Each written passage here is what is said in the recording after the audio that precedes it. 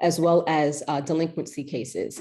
So I manage the team of social workers in my specific office, which is in Manhattan, as well as our Staten Island office. And I also manage the paralegal team within my Manhattan office. I've been with Legal Aid. It will be 19 years this October. I have over 20 years of experience within this field. I received my MSW from Fordham University and my undergraduate degree in psychology from Norfolk State University in Norfolk, Virginia. I am so happy to be here. Thank you so much, Sheneka. And now to go onward forward, we have Gita. And Gita, tell us something about yourself and what you do. Good morning, and thank you, Dr. Grimm. My name is Gita Thadhani. I am the Director of the Mental Health Coordination Unit at ACS, New York City Administration for Children's Services. I have lived in New York City for 36 years yesterday, so I'm celebrating that anniversary. And with ACS, since 2005. However, I've had the pleasure of serving New York City children and families, both in the mental health system as well as in child welfare since 1989. So I've been around for a while. The work of my unit, which at this current moment is 7 of us, is really to work with children who are in foster care in ACS custody and also admitted into acute inpatient psychiatric units.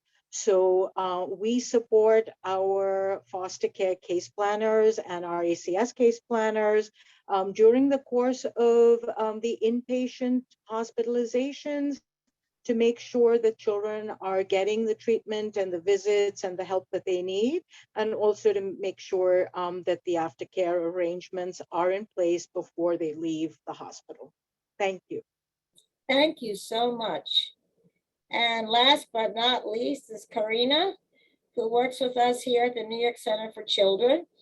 So Karina, if you could tell us a bit about yourself, and then you can proceed with your PowerPoint, okay? Thank you, Dr. Grimm. Good morning, everyone. My name is Karina Van Brunt.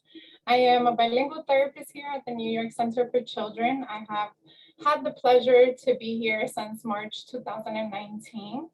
I provide trauma-informed therapy services with fellow colleagues as well to our children and families who've experienced domestic violence, sexual abuse, child abuse, and different forms of trauma, including immigration trauma as well.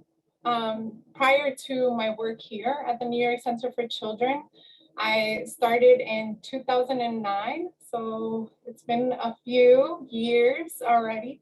I first started at a rape crisis program in Brooklyn at the Wyckoff Heights Medical Center, doing rape crisis work within the emergency department. From there, moved on to college campus rape crisis program services, and did a few years in the undergraduate campus at Columbia University, as well as the Columbia University Medical Center campus rape crisis work. And for some time there, I was the assistant director for their sexual violence response program. And then since then, returned to my roots per se of working directly with families, providing therapy services.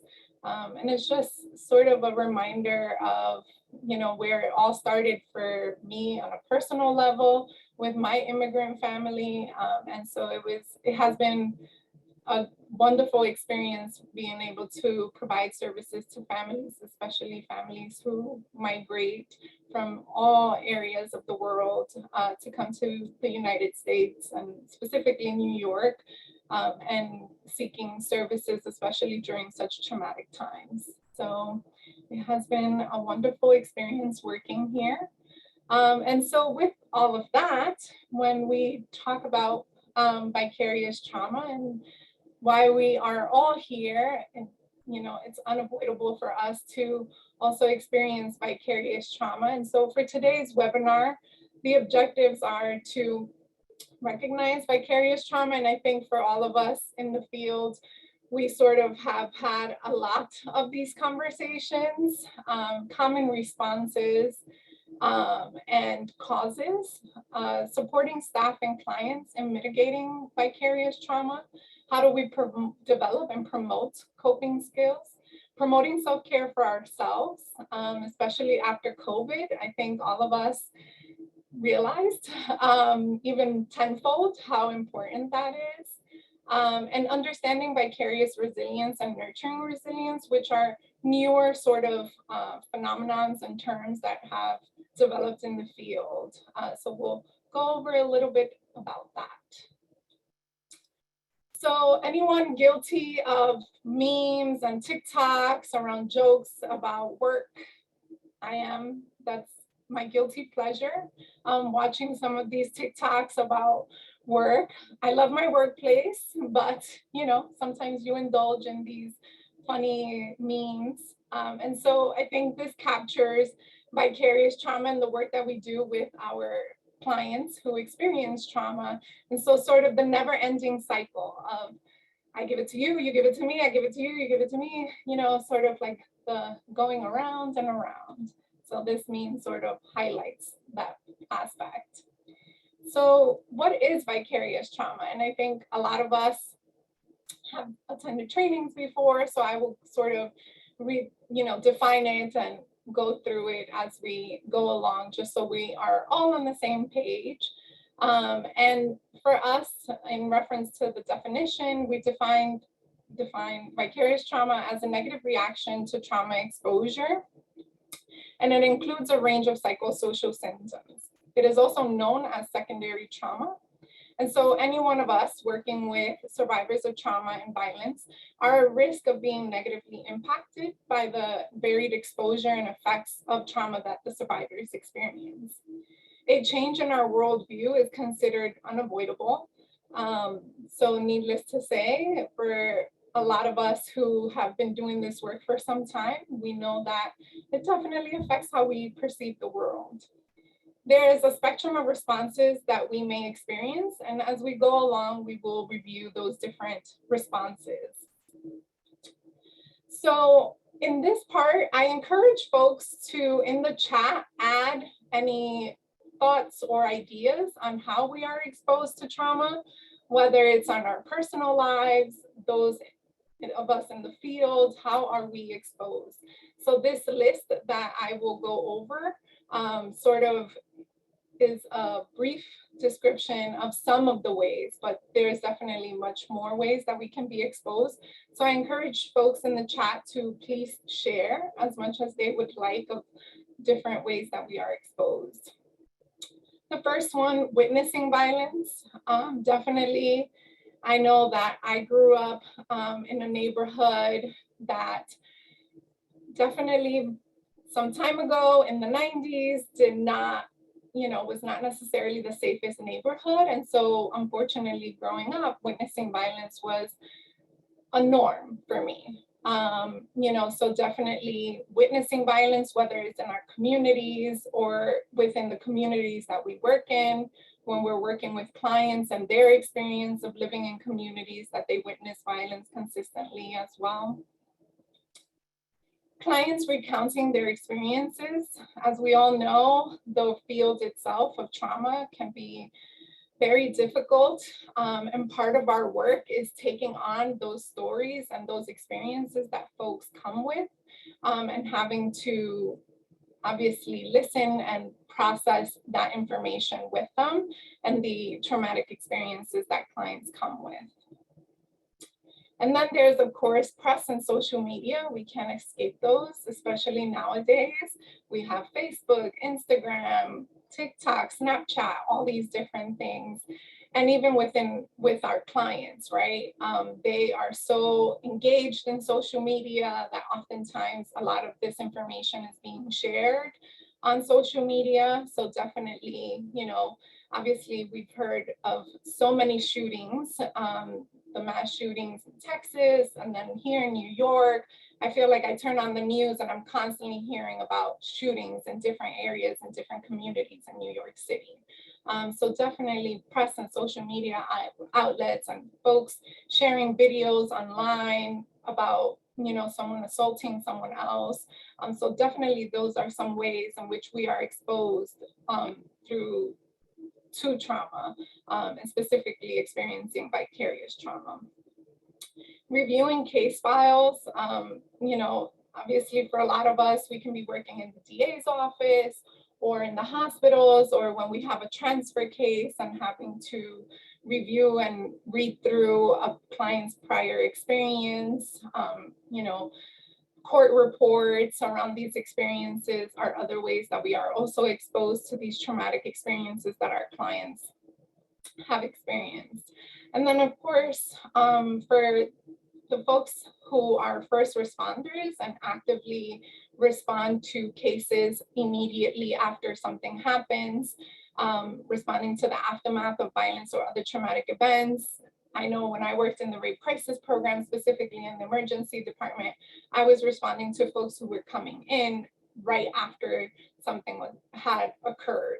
So that ranged from domestic violence situations, child abuse situations, to sexual assault situations, and clients were receiving services in the emergency department. So those are some of the ways, and thank you for the folks who shared in the chat some suggestions. And then, oops, forgot the main one, which is COVID.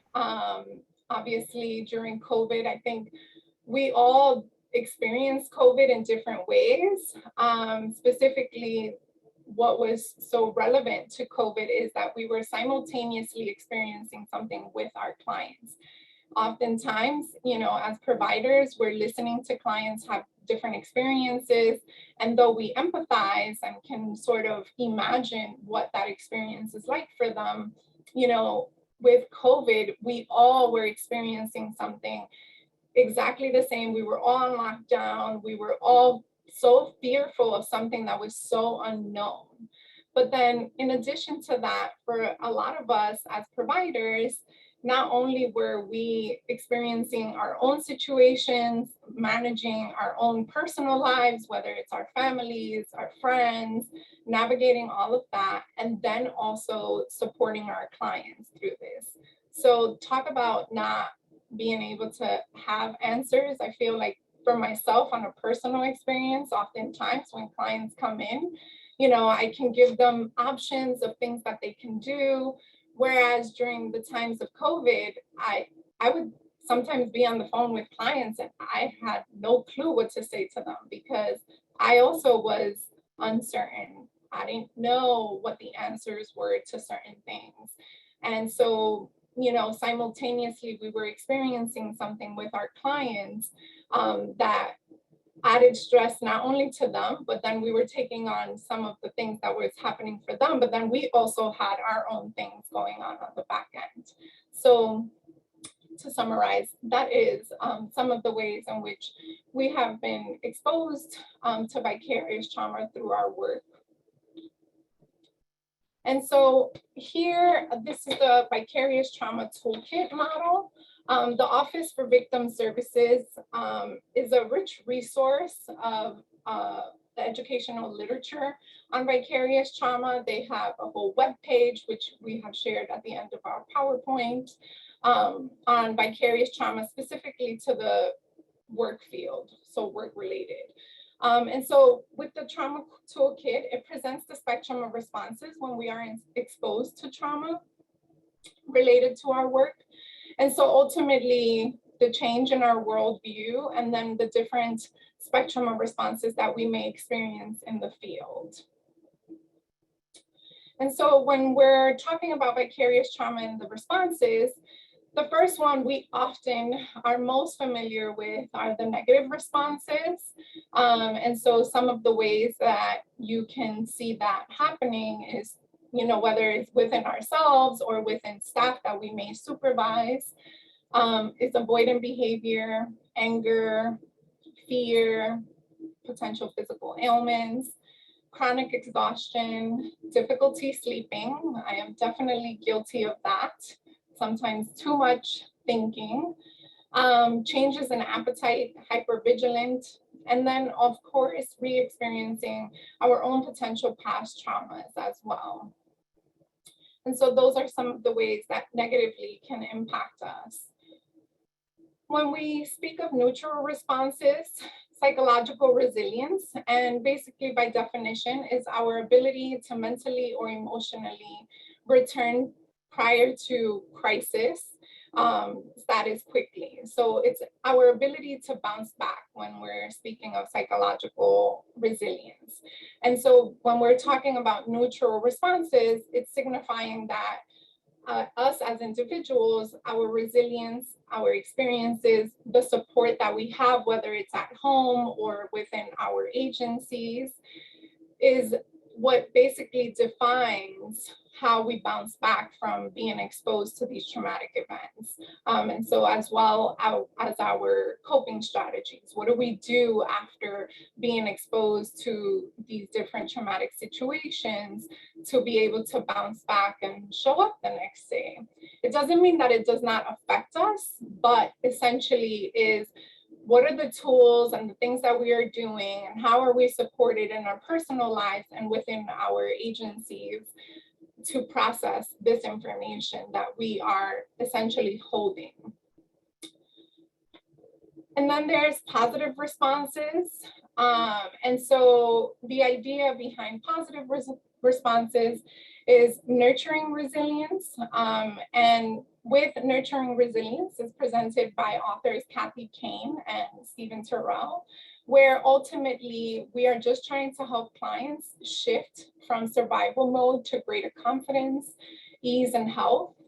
We are attempting to help them feel less helpless, more empowered, and have more direct access to their resilience, right? Essentially, all our clients are resilient, and they have gotten to a point where they have survived these traumatic experiences. And so our work is to help them tap into those things and feel confident in their resilience. With vicarious resilience, for those of us as providers and essentially anyone who is exposed to secondary trauma, the idea behind vicarious resilience and also vicarious transformation, which are newer concepts reflecting the positive effects of the work. So for instance, us as individuals doing this work, I know oftentimes people look at me and I'll say, I've been doing this since 2009. And they're like, what? Like, how can you do this work for so long? But to a certain degree, I love the work that I do, and it's which is why I have done it for so long. I am inspired by clients, I'm inspired by their strength. And so the idea is that we find mental and emotional fortitude on the basis of experiencing and witnessing our clients overcome these traumatic experiences. And so just as much as victims can be transformed in positive ways by their experiences, so can us as victim service providers as well, and first responders. So here I leave us with an illustration that I found online, initially shared by a fellow colleague of mine, but other than, of course, loving avocados in general, this here really illustrates sort of the layers and the different experiences that we have holding space for these traumatic events, right? And so when we're thinking about how we process this information and how we recover from it, there's layers to us, right? And so here, this avocado wonderfully explains those different layers. And it's illustrated by Lindsay Berman, and it looks different for everyone, but generally, we hear the avocado illustrates the different layers, but it's not until something comes along that smashes us that we have to peel back those layers.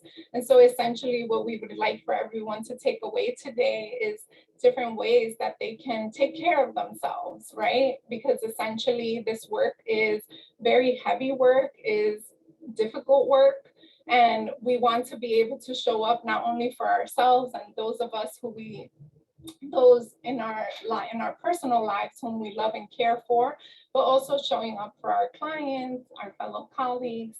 And so this wonderful avocado explains some of those pieces of how we can, really look at not just what's going on the outside, but also what's going on in the inside for us. And so with all of that said, I will pass it along right back to Dr. Grimm.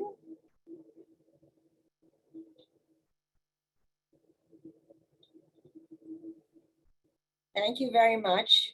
And so now we're going to have our panel discussion. And I really look forward to this, okay?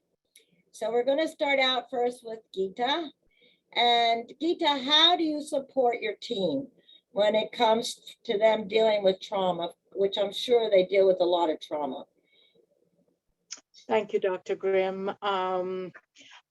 I guess I want to begin with just acknowledging that we're coming out of a difficult phase. The last couple of years of sort of being in the unknown and uncertainty. And so I'm going to speak a little bit from how we managed, or I tried to manage the team and supporting the team in March of 2020 until the May of last year, where we began to slowly return to the office. And then how we are attempting, or certainly I'm attempting, to continue the process of supporting the team. So as I had mentioned in my introduction, I work with a team of 7 at the moment, including myself. And during those years, 2020 to 20, certainly the end of 21, we were a team of 9. And very quickly, I remember the date, March 20th of 2020, we were told, we're going to be doing telework. And I assumed it was going to be for about 2 weeks. And so we put in everything that we could to, take what we could in terms of our resource lists, et cetera, and thinking that we would be back in a couple of weeks. Well, obviously that did not happen. And the switch from a Friday to a Monday, where everything had to somehow miraculously fall in place, was tremendous. I think ACS and IT specifically did a wonderful job with giving us access to our emails and our databases. But the primary issue for me was the team. How do I support them personally, professionally, and especially because they matter, and ultimately what they do to serve the children and families matters to our agency. So what we decided we would do is have 2 check-ins every day. So we were teleworking. We had a 9 o'clock and a 3 o'clock check-in. And it continued until ACS and the city, with instructions from City Hall, said we needed to transition back to the office. I really think that support was key for sharing information, for providing some degree of continuity and normalcy when so much was unknown. And I did it for various reasons. Some of the team members lived alone, and some would need the support, the regularity. We would need to share resources.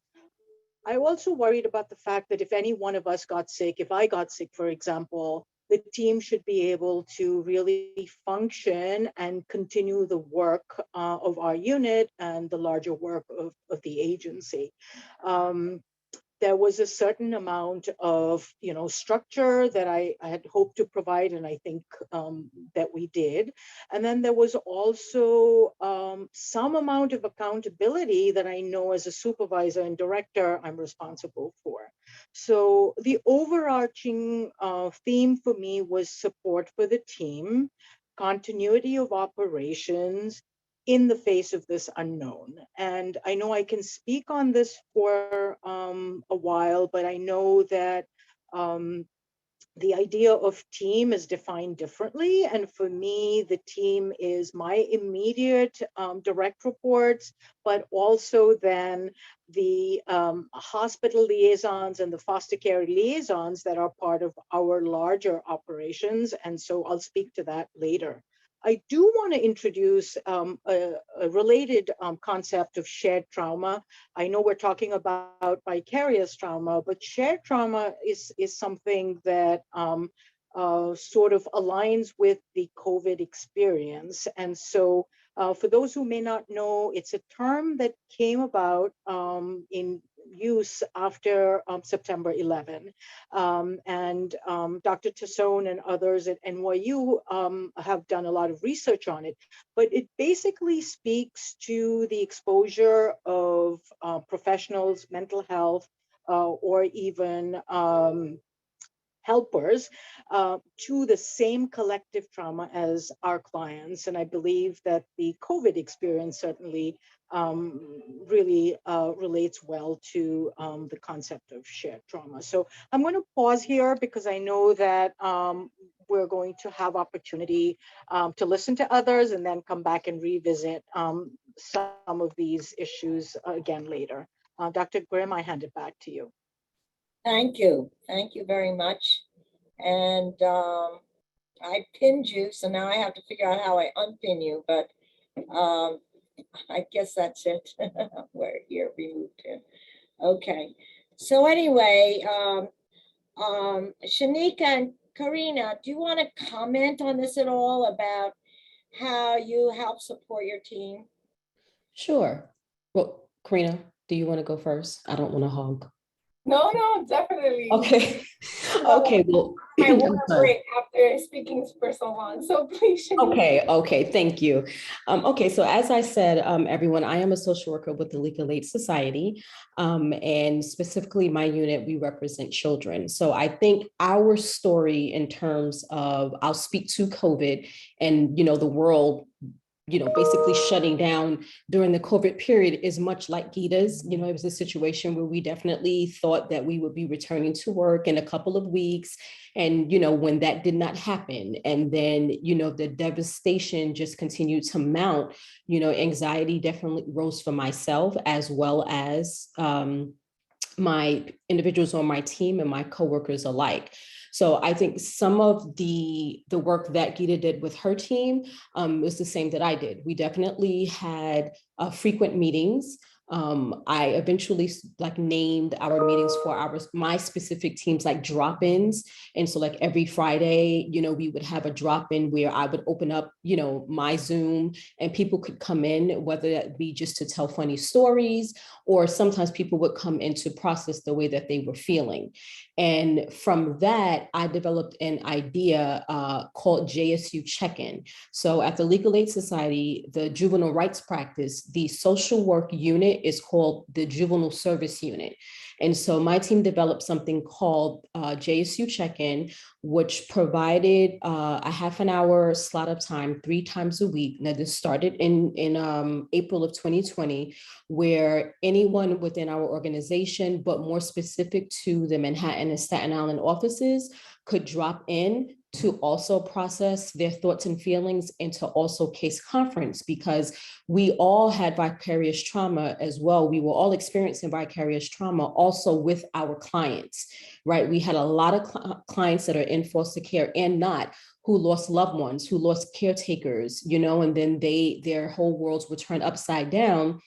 They didn't have access to services in a sense of they couldn't see someone in person, this individual that they were counting on, who they had been seeing for long periods of time. So there was a lot of mental instability, a lot of our clients not feeling safe. And so we had to figure out how to first keep ourselves in our minds safe so that we could assist with our clients. And so the way I can tell you that I did that, or we did that at Legal Aid, is we definitely were very transparent during our meetings. So that can be our collective meetings as a practice, our unit meetings within our respective offices, and also with our teams, right? We also allowed for our staff to, take time for themselves, to have downtime. If there was nothing that was pressing, at that moment, in the office, in court, not in office, in our virtual office and in court, take that time away from the computer, from your work, so that you can decompress and so that you can be your best self.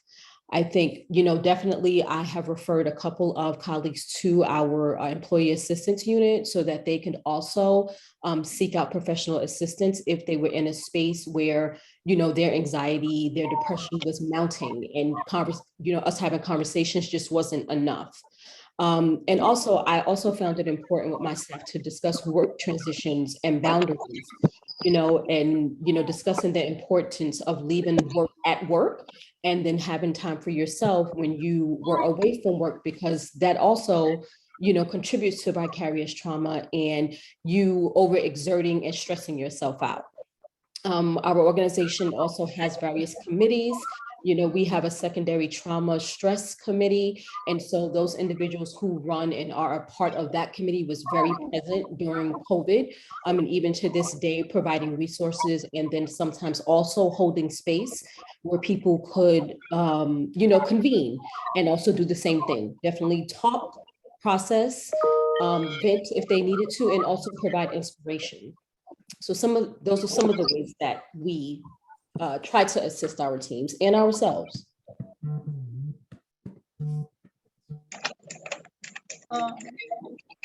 Just in case, I do want to ask folks on the call to mute yourselves.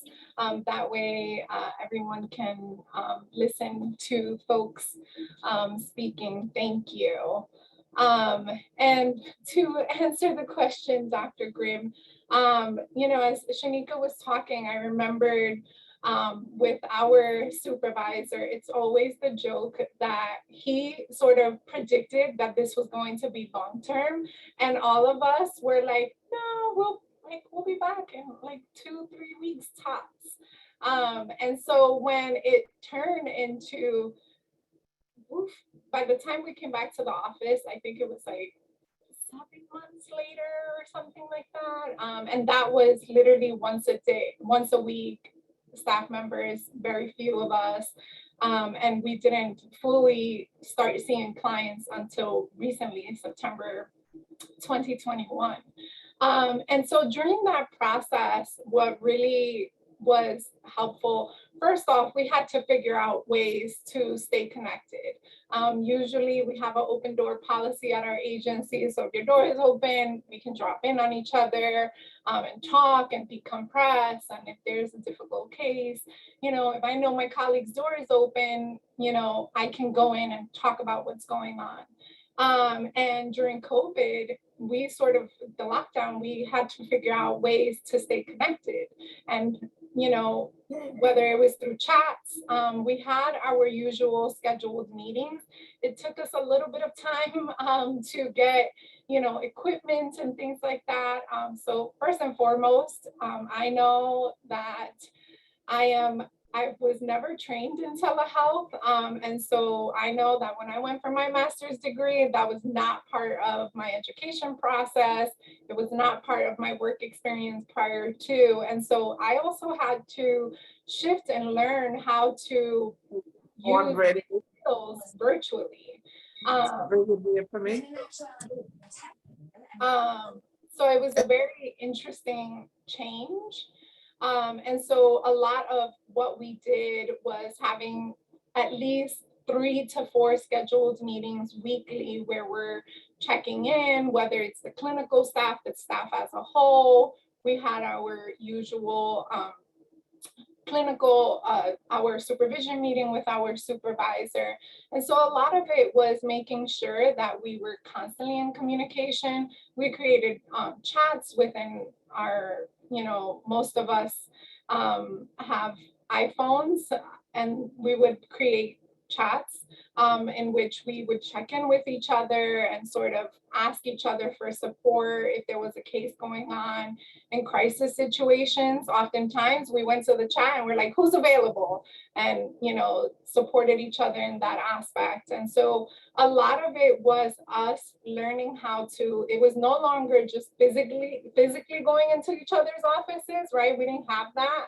It was picking up the phone, texting each other and saying like, hey, who's available? Or, hey, I had a hard day. Can I talk to someone?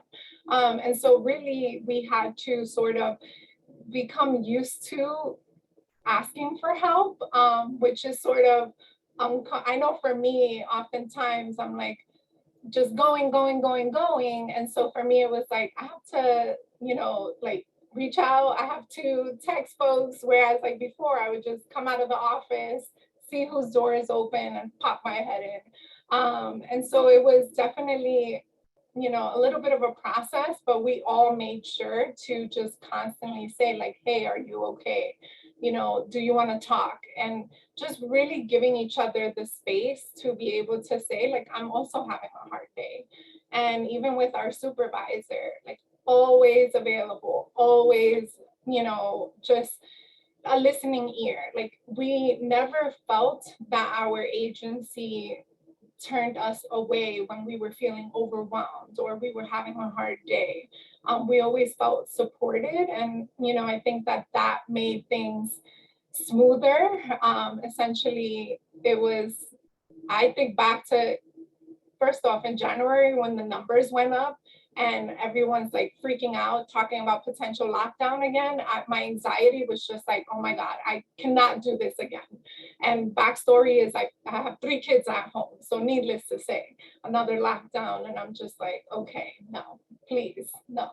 But I think essentially just making sure that we were constantly in touch definitely made that process much more easier. Okay, thank you very much, Karina. Before we go on to our next question, does anyone want to add anything more to how you support your team? Does anyone want to add anything further? It's clearly that COVID was a major, major hit. And I remember when I closed my office on March the 16th, I thought we'd be back by Easter. So I think there was a lot of magical thinking about what was going to happen.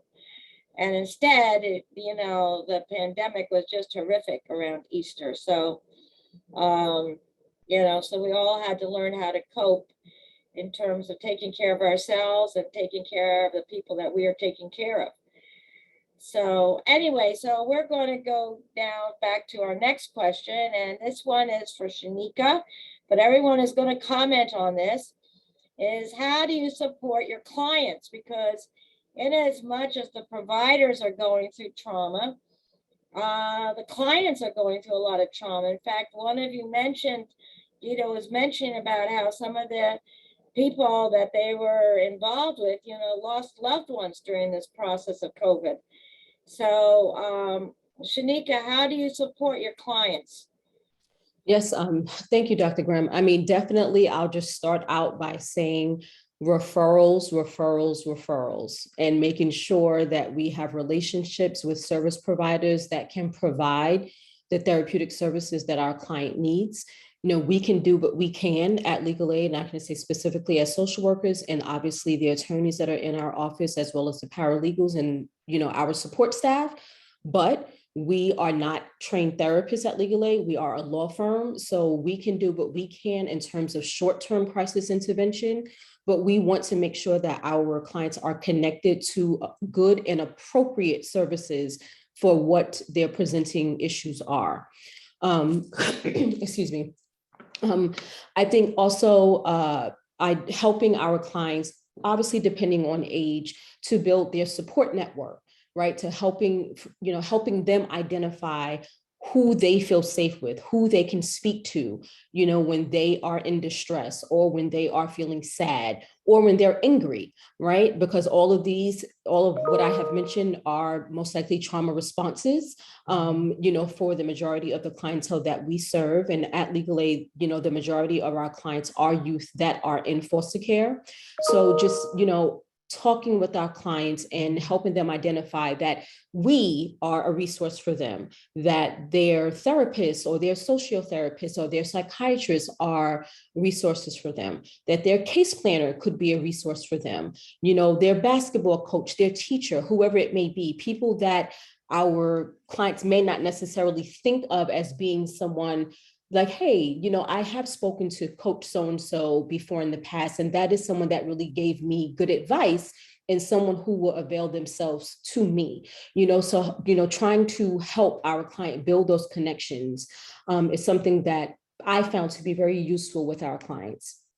I think also discussing routines, also, depending on age, I think predictability is something that is important for all individuals who are exposed to trauma, but especially for youth who, their life, there's transitions almost every week. And helping our clients to go through, what do you have going on tomorrow? Just, at minimum, let's write that down. What time do you have school? What do you have after school? Do you have tutoring? What time do you have therapy? And what is it that you have going on after that?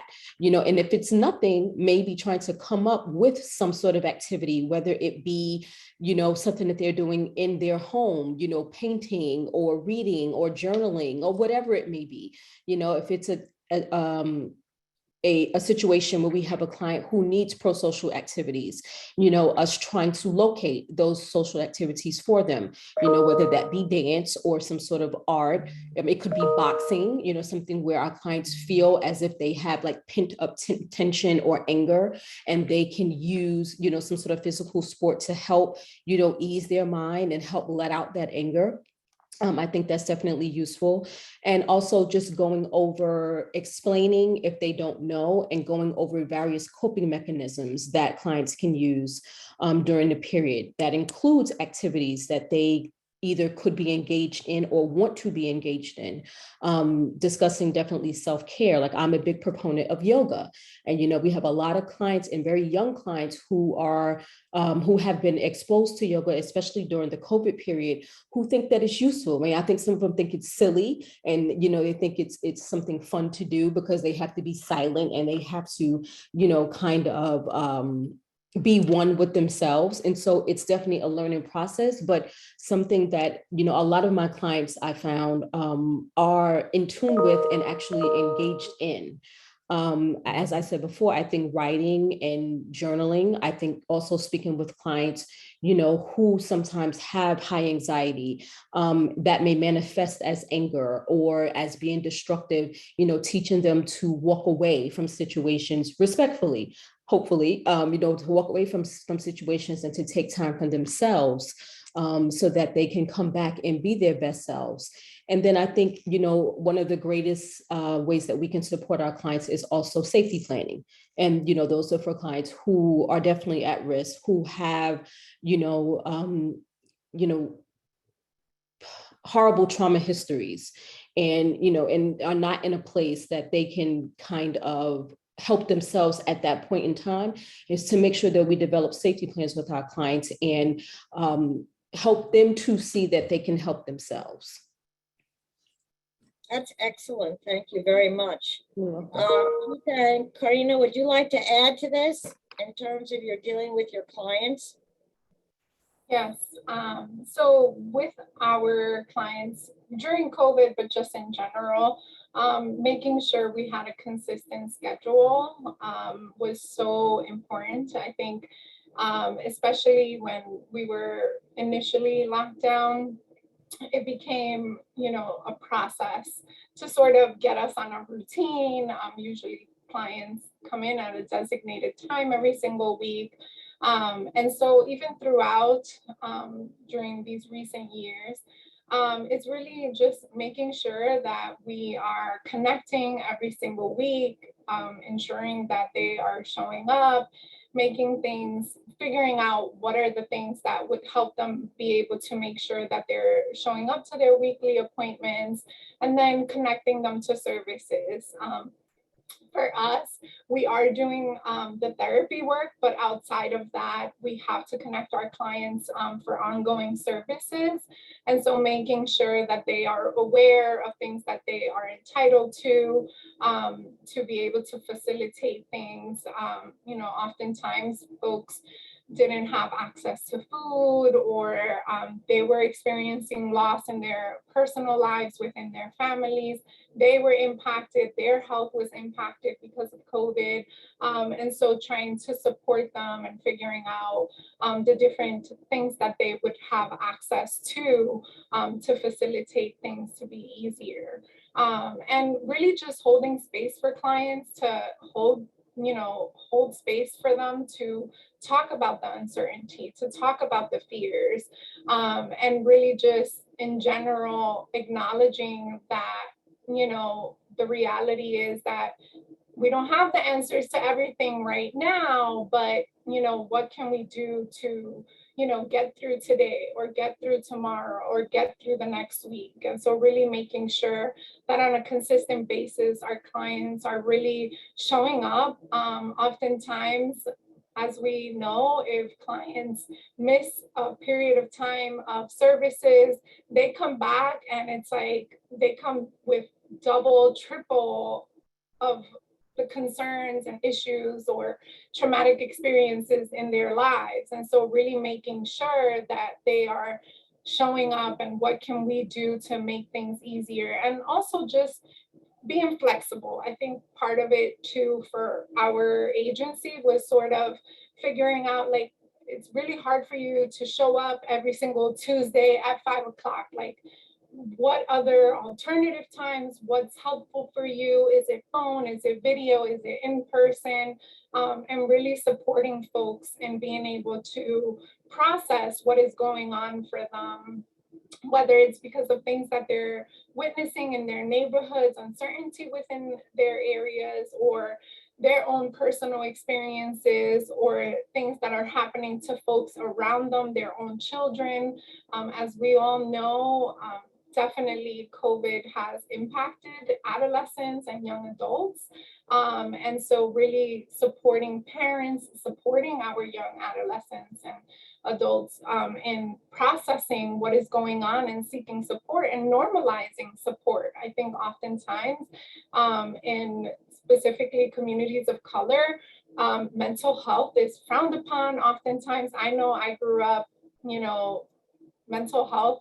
My mom till this day doesn't really understand the kind of work that I do, but it's not something that is normalized. And so really essentially normalizing mental health and normalizing the positive experiences and shifting that narrative of mental health and encouraging folks to feel comfortable seeking out mental health services, because it is essential.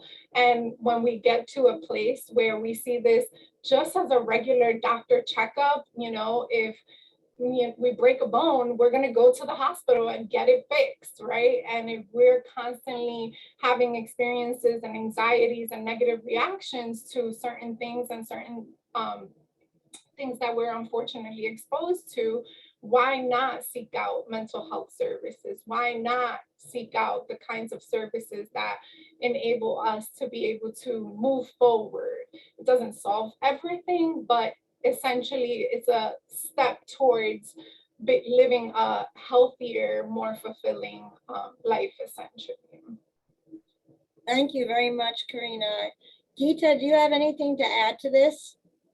Sure. Thank you so much, Dr. Grimm. So much has been said, and I find myself sort of thinking about things I may not have mentioned, but to get to the point, as I had said in my introduction, the work of our team, the Mental Health Coordination Unit at ACS, is really working to support case planners at foster care agencies and at ACS, and in close collaboration with the acute inpatient psychiatric child and adolescent unit. So that those are really the immediate clients, so to speak, even though everything is being done on behalf of children and their families.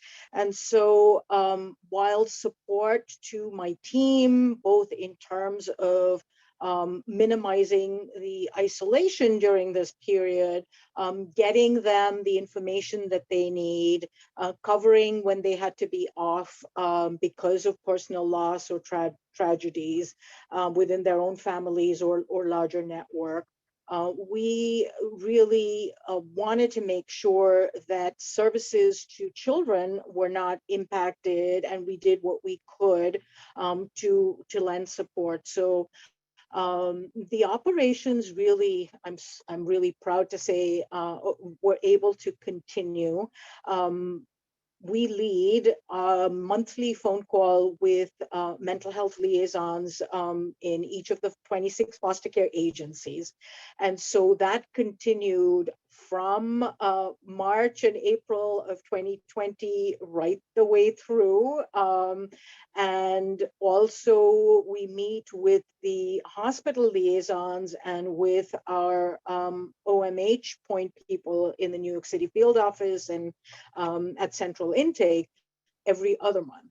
And the thinking was that we needed to support not just our immediate team, but also our larger team in getting services for children, as well as making sure that we could support with information, resources, etc. And we just showed up month after month. One of the things that was particularly noteworthy for me anyway is that we have an email distribution list. And so when hospitals needed beds for specific children, they went back to that distribution list and would say, you know, does anyone have a bed for a 7-year-old? Does anyone have a bed for this adolescent who's sitting in the emergency room? You know, just in terms of context, foster parents were fearful, were not eager to bring children to the emergency rooms and hospitals per se because of COVID and what was largely unknown information was trickling in. And so there were staff shortages, there were acute units that had to be closed because they had to quarantine, or beds needed to be made available for medical units. There was so much going on.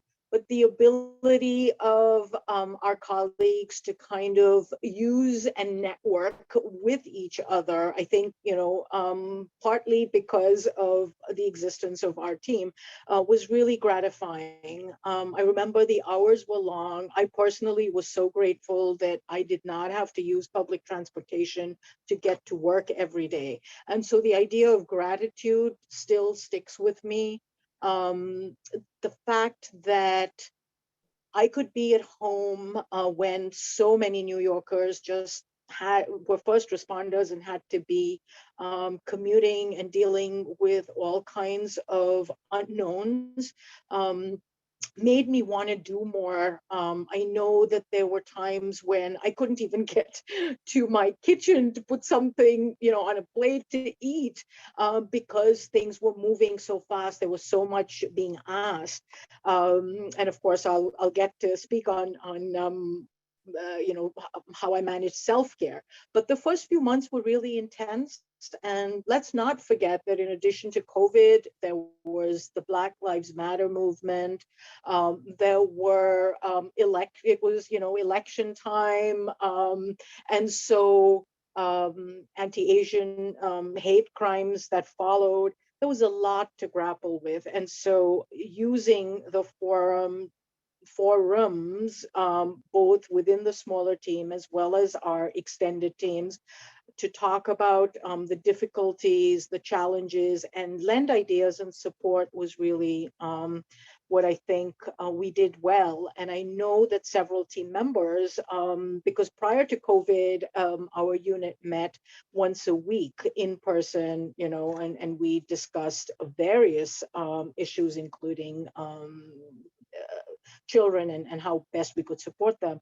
But during COVID, as I mentioned, we were checking in with each other twice a day. And we were learning from each other. We were reminding each other about one resource or another. We were also sharing information. There was so much available for free in terms of webinars and sessions to connect, even if it is virtual. So I think we tried to fill ourselves up with what we could in order to then bring more for the children and families that we served. So with that, I'll pause and hand it back over to you, Dr. Grimm. Thank you so much, and we appreciate all the effort that all three of you have done on behalf of your clients. And I know that during the pandemic, it was extraordinarily difficult. So I really do appreciate it. Any more comments on this question about supporting our clients? Or else we'll go on to our next question. Any further comments that you would like to make? Okay, so our next question then is directed to Karina. And I know she's going to bring back the PowerPoint. How do you provide self-care and resilience, okay? How do you take care of yourself? And when we take care of ourselves, that helps us in taking care of others. So Karina, why don't you address that, okay? Thank you, Dr. Grimm. So yes, the theme of self-care and, as I'm listening to folks share, I think we talk about, vicarious trauma and we talk about self-care. And there's sort of a point where there's like the work prior to COVID, and then there's the COVID era. And then it's now us trying to figure out what that looks like now between the past, COVID, and now. And so really, essentially, I think what ended up happening during COVID, prior to COVID, you would, do what you had to do, commute to work, whether that was in your car, via train, or bus service, and you would come to work, do what you had to do, commute back home. And sometimes that's the way that we used to decompress, right?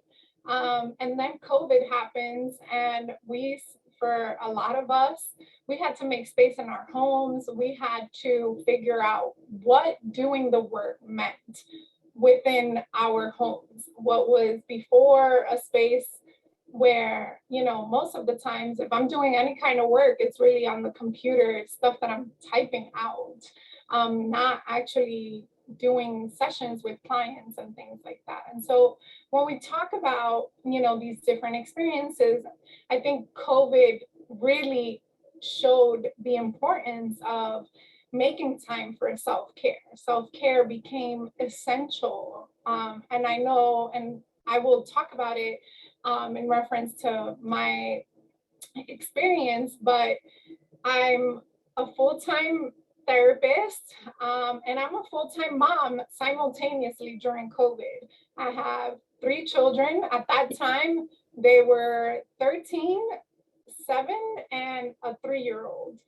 So I had children in all sort of different stages, and having to figure out how to work and be a mom at the same time, supporting them and helping them process what's going on and hold space for their anxieties and their concerns.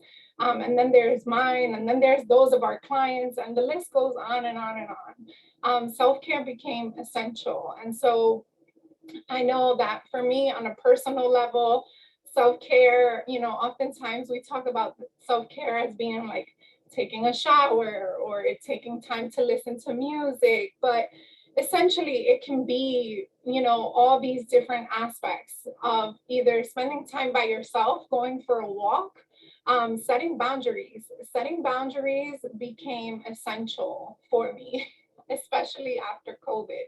I think, one of my colleagues recently shared with me, she's like, you're like the expert in setting boundaries. Like, no, it's just really, that's how much COVID, experiencing the lockdown really sort of made me understand how important setting boundaries was. And it wasn't that I didn't care about my clients. It's just that when I was easily accessible and just constantly responding to clients and responding to text messages and things like that, things that prior to COVID, I did not have to do. You called me on my work phone and that was the only access you had. Whereas during COVID, clients had access to me through my cell phone. I was constantly seeing this information. And so setting boundaries became essential, and really talking about it, and a lot of it had to do repeating to clients, like, I'm available from this time to this time. And if I don't see your message, I will respond to you as soon as I can the following business day. And so really setting the tone for what does that look like? What does access to us as service providers looks like, to make sure that we are available not only to ourselves, but the folks around us who are depending on us. Saying no. Sometimes, I think oftentimes we try to do it all. We try to make ourselves as accessible as possible. And then we burn ourselves to the ground. And so sometimes we have to give ourselves permission to say, you know what, right now I cannot do that. Offering alternative times that potentially that can take place, whatever the suggestion is. Definitely, taking permission to, say, I'm having a hard day. I'm not okay today. I want to cry. Like, I really, I feel like, especially during COVID and the lockdown and being at home with my children, I had to step outside of the space that I created to work and sort of put a smile on my face after listening to, a client process of traumatic experience that they had in that moment, right? Because the reality is that, especially for a lot of our clients, the lockdown made things worse. They were living with abusers. They were experiencing new forms of traumatic experiences that, we are having to hold space for them and safety plan and hold space for them for that. And then, you sort of come out the door and then you have to, like, potentially cook, clean, listen to, kids fighting, or even another adult fighting, who knows? There were so many different ways. And so essentially really just making sure that we are allowing ourselves and, giving ourselves permission to take a step back and say, like, I'm having a hard day. I think oftentimes we want to do it all. And, as folks who are in fields where we're providing support and we're providing help, it can often feel like we maybe are not fulfilling what we have to do, but, we're human. Like, sometimes we have, just like we tell our clients, sometimes we have good days and sometimes we also have bad days, right? And so just giving ourselves permission to take care of ourselves. I know this sounds cliche for a lot of folks, but I started making time. So I scheduled time in my calendar every single, well, the part that sounds cliche is that I lift weights as my self-care. So I go to the gym 4 to 5 times. During COVID, I had to figure out an alternative way of doing that. But luckily I had a park near our home where I would walk to the park, I would work out in the park and come back home. And I would schedule that time 4 to 5 times a week, and really make that time my time to decompress, my time. If I felt like crying on the walk to the park, I cried. So needless to say, if I was crying, folks are looking at me like, what's wrong with this lady? And so really just taking the time, scheduling the time if we need to make sure that we're doing the things that bring us just relax, just decompress, just get it out there, whatever it is, figuring out. And so here in the next slide are some ideas of self-care. I know folks have definitely, figured out things that they enjoy, but just really making the time for it. I think it's so important, whether it's putting it on your calendar, to connect with yourself, connect with your children, connect with your family, connect with a partner, whatever that looks like. Really just put it on your calendar. X out that time to just be about whatever it is that you need to do. And I can't, emphasize that enough, because it really became essential after COVID for me to be able to do that for myself. And obviously, I think we all have different tools that we use in order to take care of ourselves. And we have figured out different ways in which taking care of ourselves feels good, but definitely making sure that we're making the time for it, and putting it on our calendars. And, if you can't do it on that day at that time, you can figure out another day and another time to do that. And so really just being flexible as well with, whether it's early in the morning, in the evening, whatever that looks like.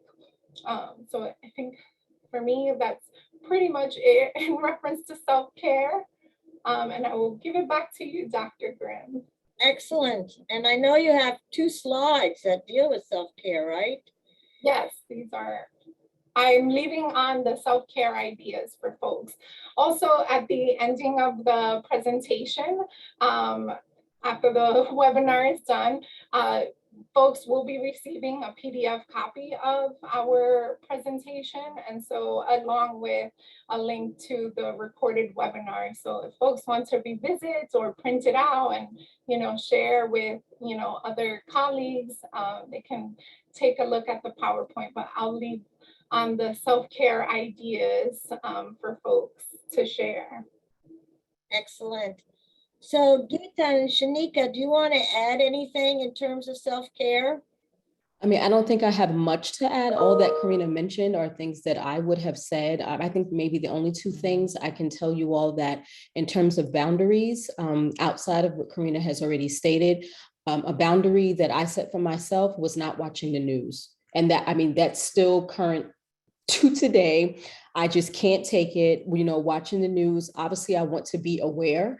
But when there's too much violence and racial unrest, those are things that are triggering for me, and I become, mentally imbalanced. So I definitely set boundaries for myself with regard to watching the news. And the last thing that I will say is that I think we each, within our roles, need to monitor our compassion fatigue.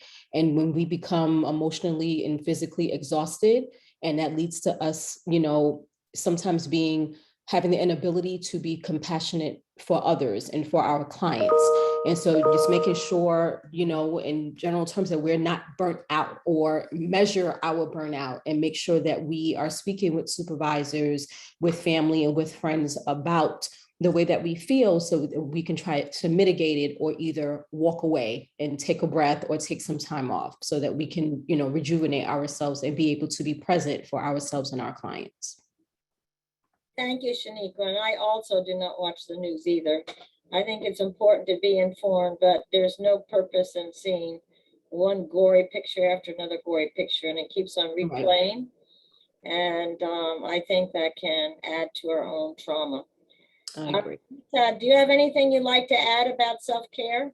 Yes, I do. And I think that Karina and Sheneka really spoke to most of their ways of coping. And I just wanted to add, first, I want to thank Karina for reminding me again about what individuals, professionals, and others in general, specifically parents, had to deal with, managing work from home. So the home became the office, managing children's educational days, sharing space, having, internet access that sometimes was spotty, and a real sense of the transitions between, leaving work and getting home. There was a time to really sort of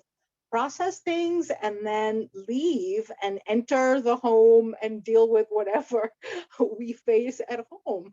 That was not something that we could avail of in this new telework experience. So every plus, the restrictions. So everything that, or many things that bring me joy, such as travel or going to theater, going out to eat, were just not possible, certainly in the first 4 to 6 months. And I was fearful, I was scared. New York City, there was so much happening in New York City.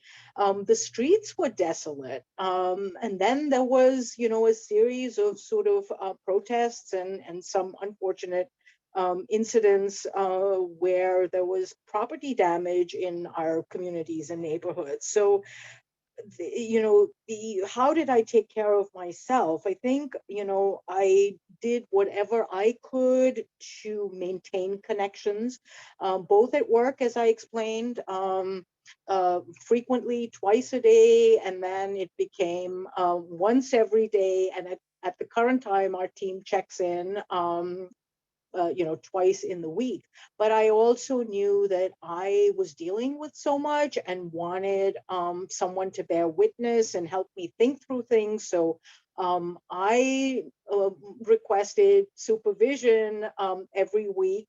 And then there were some individuals on my team that I felt needed some extra support. And so I offered it to everybody whenever they wished to reach out to me. They knew how to, but also individual, more frequent meetings with those who I felt would benefit.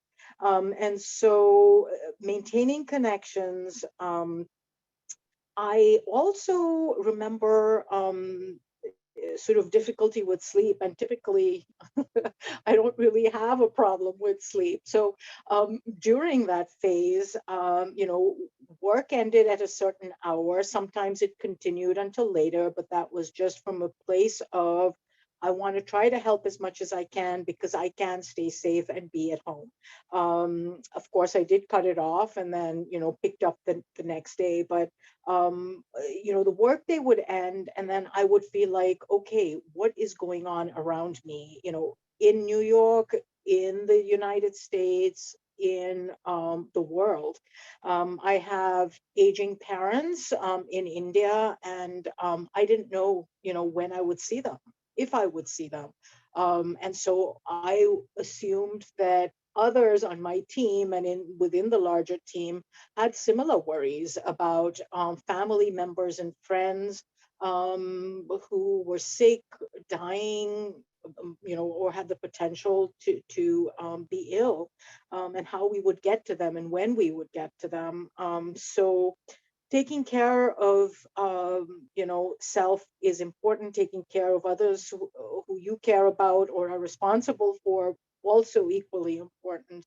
I took joy in at least scheduling twice a week times during my lunch hour to go to the grocery store, to pick my own groceries. Didn't want to put others at risk, but I figured, I would take the precautions and go to farmers market in the area or take a walk masked up. And so was very careful with doing what I needed to protect myself and those around me, but also take joys in the small things or the smaller things. I also felt the need to, as I'd mentioned before, give to myself, fill myself up.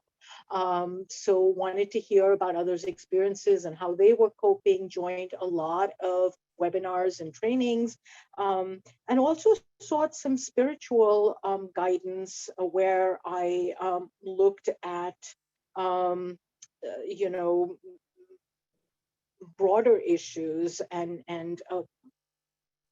meaning making and making my contribution to help others. So just a lot of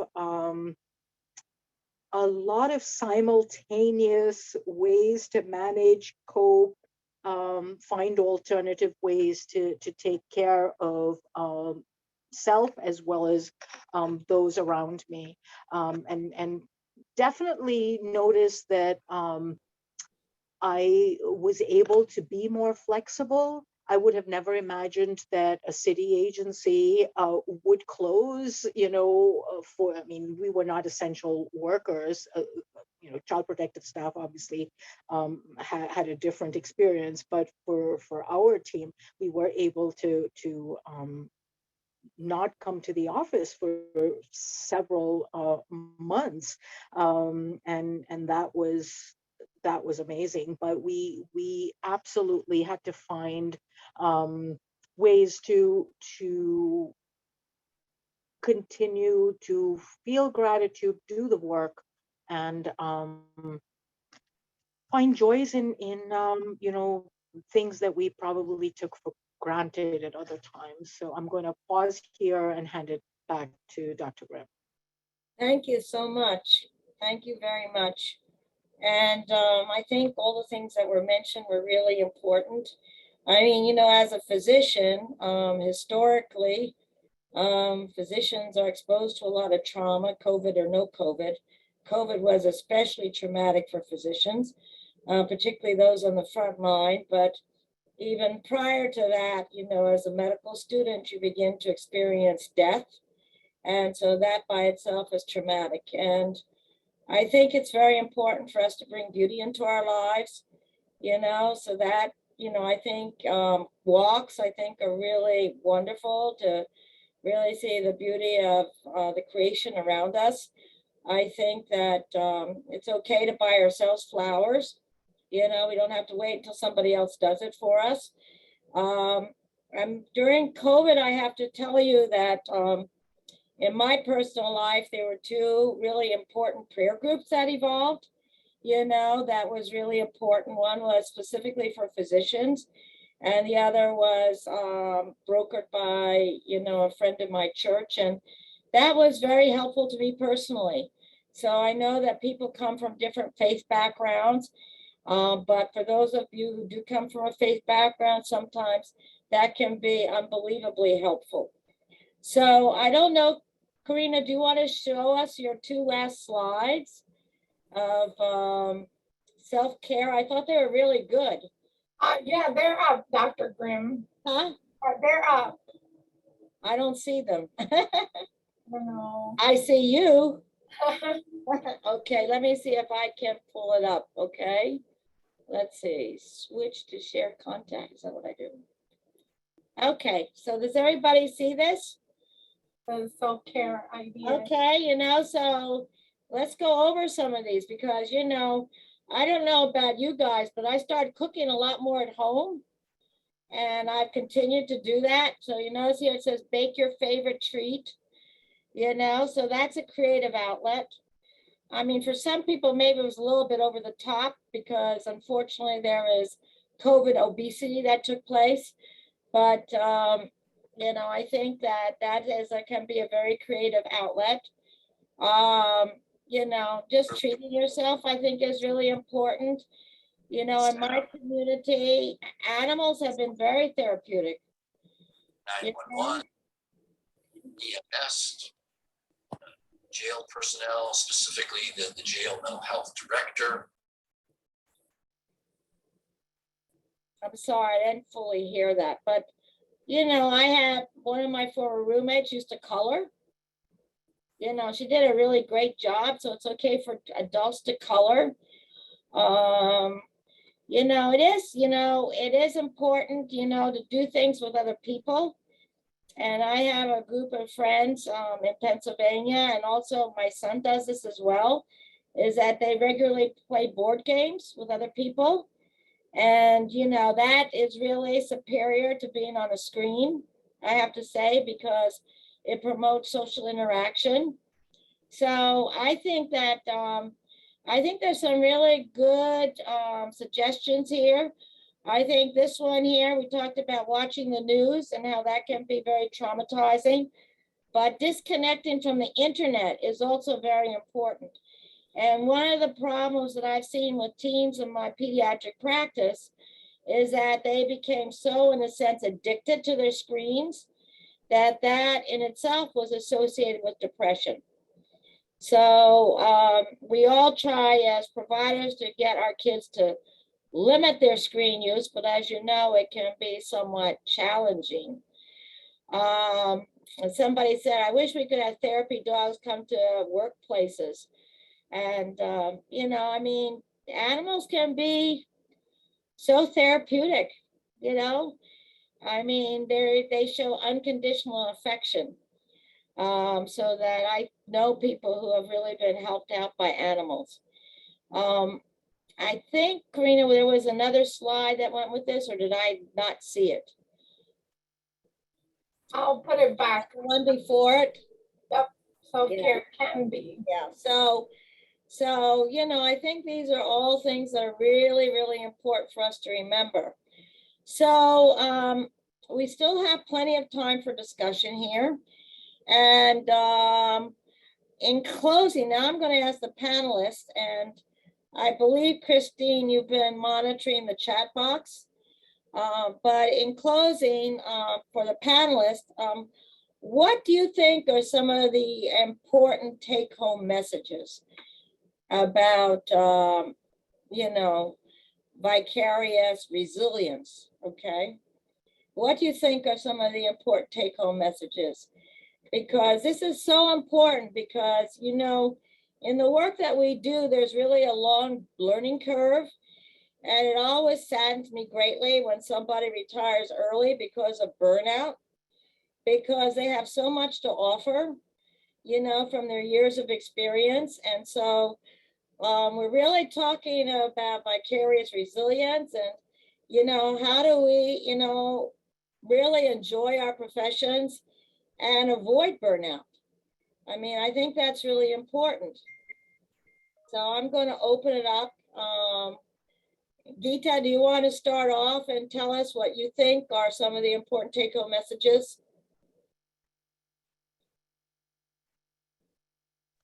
Sorry, I was trying to unmute myself. Thank you. Yes, I'll certainly begin. I think the learning for me was that anything is possible. I don't think I could have ever dreamt of something like COVID taking over our lives worldwide, right? In 2020. So calamities and traumatic events.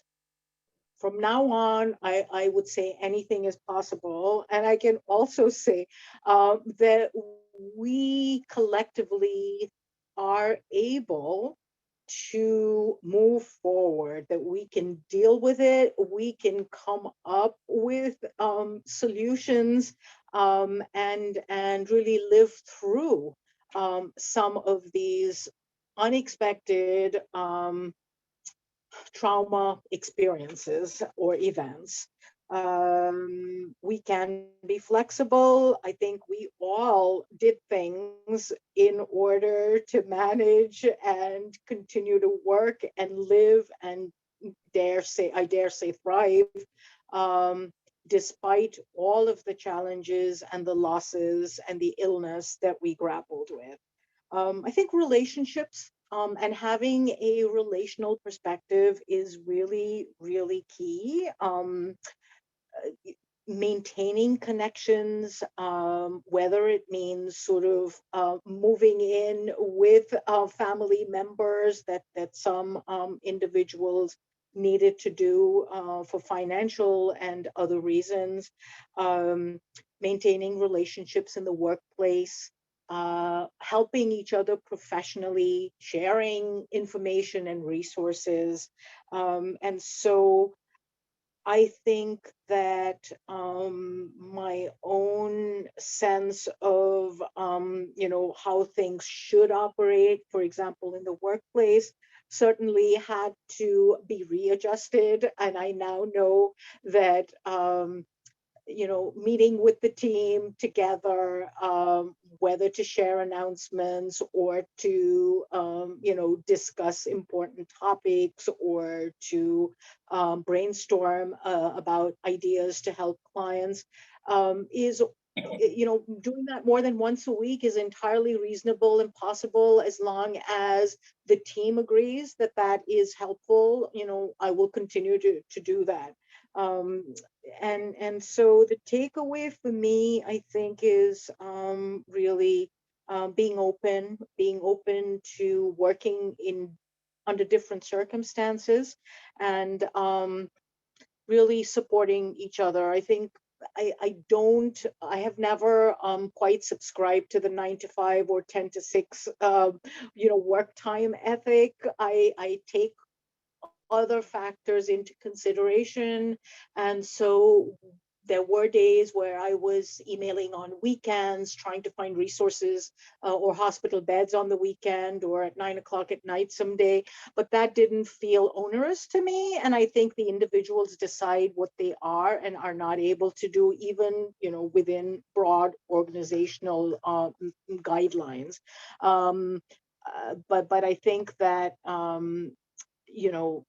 doing what we need to take care of those around us and also ourselves was really brought to the fore, and we found creative ways to get through some very difficult times. I'm going to pause. Thank you so much, Gita. And Sheneka, what do you think are some of the take-home messages?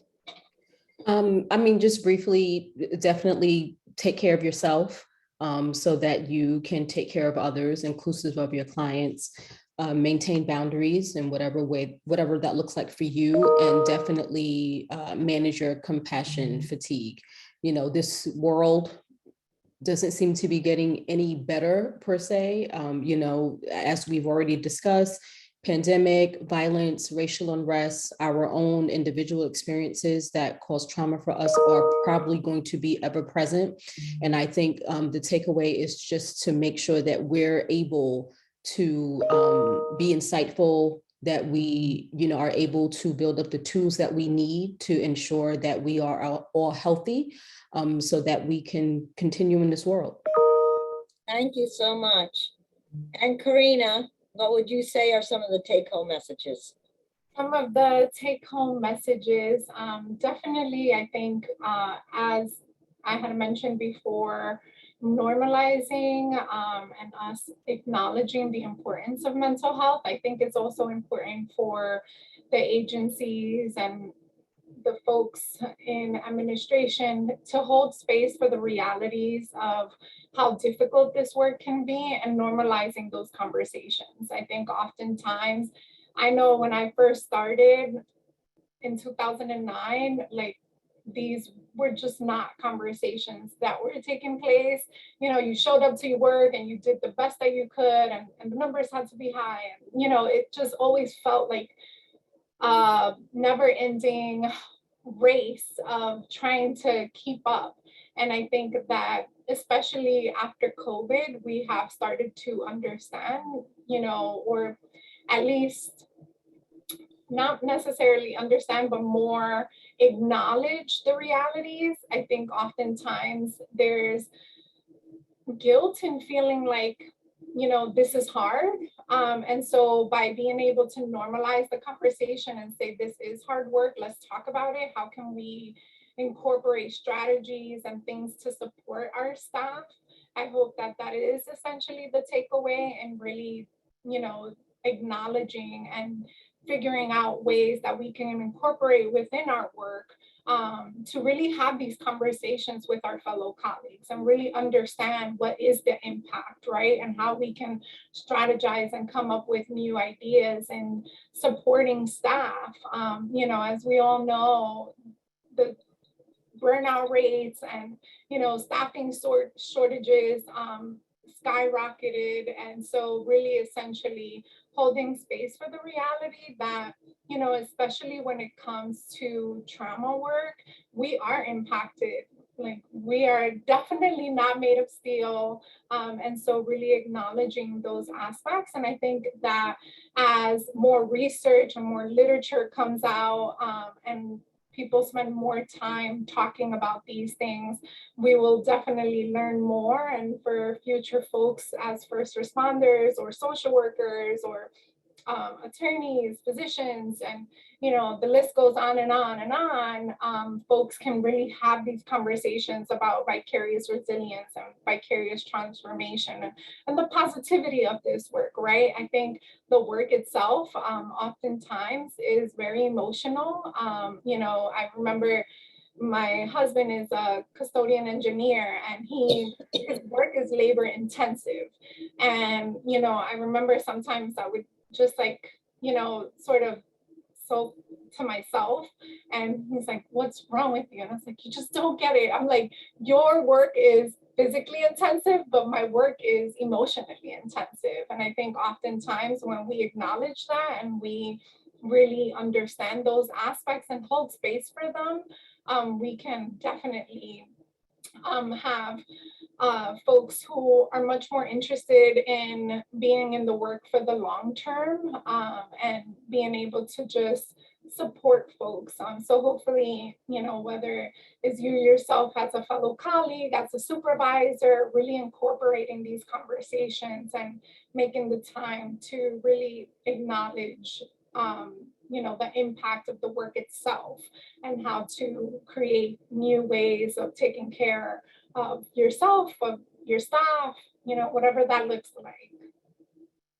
I think that's a really good point that you bring up. And, you know, and I think, you know, we need to obviously nurture ourselves, and in the process, I think the team support is so critical. I think people need each other, and I think supporting each other is so critical, and that makes it much easier then for us to nurture others as well.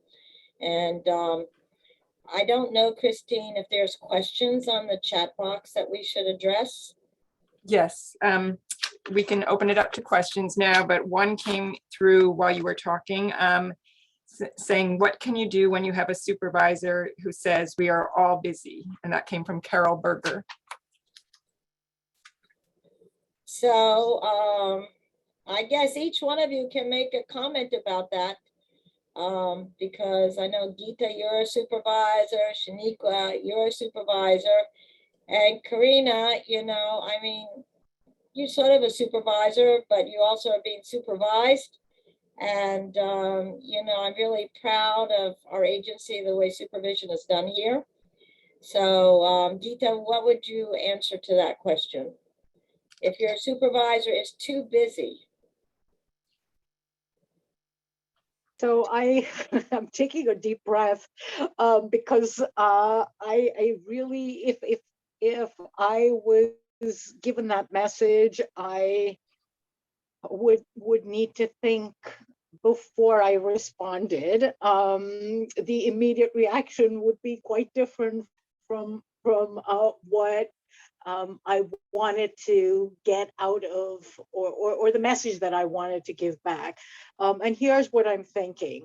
Yes, everybody was incredibly busy. They had to handle personal and professional responsibilities. However, we are here to support each other, right? And I mean, a supervisor ultimately is responsible for the work as well as for their team members and helping to develop and helping their team members to grow.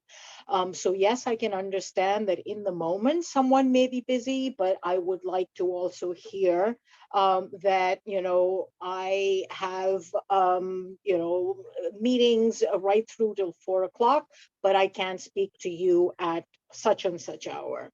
And if I didn't hear that, I would probably say, well, I can understand that this is unplanned and, you know, but I do need to speak with you. So when is it, either later today or later in the week, depending on how urgent the situation is, for us to have a conversation? I'm going to need 30 minutes of your time. I'm going to need 15 minutes of your time.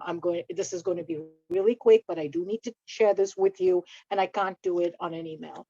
So that's how I would approach it. I would like to know when my supervisor could make time for me, so that we could have the conversation that feels really important or urgent or emergent to me. And Sheneka, how would you answer that question? I mean, my answer is not much different from Gita's. I definitely agree with everything that she said. I do think that we all need to acknowledge that just like we may be going through something at that very moment, that our supervisor or anyone else in the office may also share those same feelings or different feelings at that point where they may not be available, right? So it could be that that individual is setting a boundary for themselves at that point, and this is why they're saying that they're busy or they can't communicate at that moment. But I do believe that supervisors have a responsibility to avail themselves at some point, to be, in my opinion, transparent, because that's just how I lead. I'm someone that is transparent. I understand that all individuals are not do not practice in the same fashion, but to say I cannot speak today for whatever the reason is, can we schedule a time tomorrow or later that particular date, just like Gita said. I mean, I'm sorry, your staff, your team, right? So you cannot lead without the individuals that are on your team. And so each person should be made to feel as if they are integral to your team and that their thoughts and feelings matter, right? You are responsible, like Gita said, for yourself, but also for the work and the development and the safety of your team members, in my opinion. So that should definitely shine through. I agree with you. Karina, do you want to add anything further to this? Yes, right now I'm not in a supervisor capacity necessarily, but I do supervise interns during the academic year, and I do have prior experience as well. And I think oftentimes, I remember when I first started in the field, there was definitely, no, we don't, let's not process feelings here about what's going on. And so I think oftentimes, though, yes, we in the ideal world want our supervisor to hear us out and provide that support. Oftentimes we might find that within our colleagues, within our team as well. So figuring, with a lot of folks, they created like their, as at the clinic, we have our own like peer supervision. And so that's just the clinical, like the therapists who are on that team. And that's sort of our time to talk about an impactful case, or if there's something we want to bring up with our administration, how do we go about that? So maybe finding the support within the team and presenting it to the supervisor.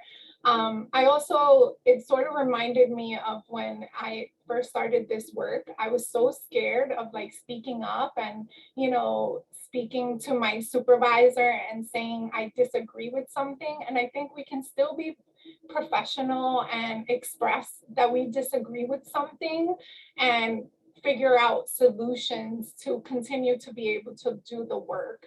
And I think it's very important to be able to also feel comfortable speaking up for ourselves, because in order for us to be able to show up in healthy, good ways, not only for our staff, for our team, but also for our clients, we also need to be able to feel safe speaking up. And, ideally, our supervisor will hear that, but another form is also finding that support within colleagues and coming together and figuring out, what are some ways that we can present this to our supervisor. And like Sheneka had mentioned, it doesn't have to be the right now. It could be scheduling a time later on, to make time for that conversation. Excellent. Christine, do we have any other questions that we should address? Hopefully we'll get a few more, but I want to just share what Monica Starnes shared, which is echoing what you were saying. And it says, transparency is very key. I've had to let my coworkers know that I could not be available to them because I was at my emotional limit that day and wanted to reschedule so that I could make sure I was 100% present and available to them. I think that's really important. That was a good comment. Any other questions or not? Not yet. Does anybody want to share any questions in the chat? I see a question. This is Geeta. Do you think it is okay to cry with a client if the emotions really take over? It has never happened to me, but pretty close. Well, what do you think, Geeta, about that one? So this speaks to the concept of shared trauma that I alluded to or referenced earlier. And my response would be, yes, it is okay to cry or to show your emotions. Just to remember the amount of self disclosure that you intend to make. And is it really in the service of the client, or is this about you and your feelings and your need for care or something else? So being real, being transparent also means being real and being human, and emotions do take over, but you need to keep in mind, to whose benefit, and is this really going, the sharing or the tears or the crying or other feelings, is it really ultimately going to be of help or service to the person sitting before you or virtually before you? I agree with you. Sheneka and Karina, would you add to that at all? No, I agree. I can just briefly add that I've been in that situation. I mean, obviously in my role, I'm sure, as well as everyone probably on this call, that we hear and experience a lot of very sad or infuriating stories, experiences through our clients. And I definitely had one experience some time ago where it was just like completely heartbreaking as I was sitting with a parent and their teenager who was my client. And I definitely started to tear up, but I was always taught not to share my feelings in that way because, I can't necessarily identify with that particular client in that moment. And so what I did is I just excused myself. I was clear about the fact, that I just needed a moment and I would, be right back, which is what I did. But I was faced with that experience. And at that very second, I'm like, oh my God, like, should I sit here and just, this is my authentic self and basically try to say like, I'm compassionate and I understand what you're saying to me and how this feels for you and your family? Or is this unprofessional of me? Like, does this look like, I'm crying because I feel sorry for them, but not that I am, more so trying to empower or identify with the client. So, I just stepped out. I acknowledge that I definitely had feelings with regard to what was being shared with me. And I stepped out for a second and then I came back and was okay and resumed, the meeting. And then, we had a conversation about why I had to step out and what was going through my head at the time of, that particular incident.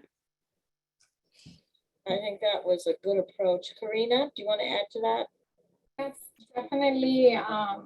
Oftentimes this work, as we hear our clients share experiences, it can be very difficult. And similar to Sheneka, I was always taught, like, you don't show no emotions. But I think as time has gone on, you definitely don't want it to become about your emotions, but also checking in with yourself in that moment. Is something coming up for you? Do you need to step out and take, a moment? Because you definitely don't want it, to impact the client and their process of what's going on. But you know, in that moment, if, you know, things feel comfortable. And, you know, for us, our work is long-term. So oftentimes we are working with our clients for a period of time, sometimes years. And so sometimes, you know, with those folks that we have that relationship with, you know, I share, like, I felt that, and, you know, I turn it back on them because really, you know, the reality is, especially when you're working with clients for long term, or even sometimes a couple of instances, you do build connections, right? And you do empathize and you feel for them. And so, you know, it's okay to acknowledge that, but then, you know, refocusing and sort of figuring out what do I need to provide them with in this moment. And some clients, they just need a listening ear, and that's it. Like, you know, they don't need an answer or a solution. It's just a listening ear. And so I think it's okay to hold space for both. And, you know, as time goes on, we sort of figure out what works, what doesn't work, and also just in that moment being mindful of checking in with ourselves. Is something coming up for ourselves that is reminding us of something? Do we need to take a moment and step out? Because it's very real. Oftentimes we come into this work because we've had personal connections or experiences of folks that we know or ourselves that can be triggered as well. Thank you very much. And Christine, in the few remaining minutes we have, is there any other question that came up? Yes, there's one that's a good question. It's if you're an independent consultant and do not necessarily work as part of an internal team, what suggestions of a community such as this one or support system would you suggest to reach out to? So if you're not at an organization like the three presenters today, how can you connect and make a network or be a part of a network? Okay, Gita, do you have any suggestions for that? Sure. I actually, you know, have social work colleagues who are in private practice, and they have certainly talked about how isolating and lonely it was not working, you know, with others. And so certainly one of them reached out and created their own community and offered to lend support to others in private practice or in need of just bouncing ideas off each other.